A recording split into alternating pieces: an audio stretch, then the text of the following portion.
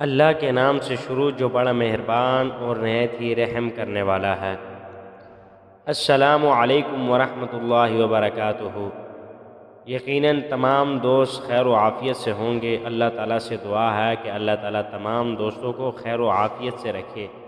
آج کی ہماری حدیث حضرت شداد بن اوس رضی اللہ تعالی عنہ نے نبی کریم صلی اللہ علیہ وسلم سے روایت کیا کہ فرمایا، استغفاروں کا بادشاہ یہ ہے کہ بندہ کہے، اے اللہ تو میرا رب ہے، تیرے سوا کوئی معبود نہیں، تو نے مجھے پیدا کیا ہے، میں تیرا بندہ ہوں اور میں تیرے عہد اور دعوے پر قائم ہوں، جتنا مجھ سے ہو سکتا ہے میں ان کاموں سے تیری پناہ میں آتا ہوں جو میں نے کیے ہیں، میں اپنے اوپر تیرے احسانوں کا اعتراف کرتا ہوں اور اپنے گناہوں کا اعتراف کرتا ہوں، بس مجھے بخش دے کہ کوئی گناہوں کو معاف نہیں کر سکتا سوائے تیرے۔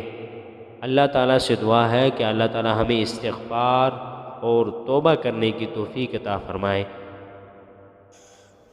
حضور علیہ السلام نے فرمایا، اللہ تعالیٰ اس شخص کو خوش رکھے جس نے میری حدیث کو سن کر یاد کیا اور اسے دوسروں تک پہنچایا۔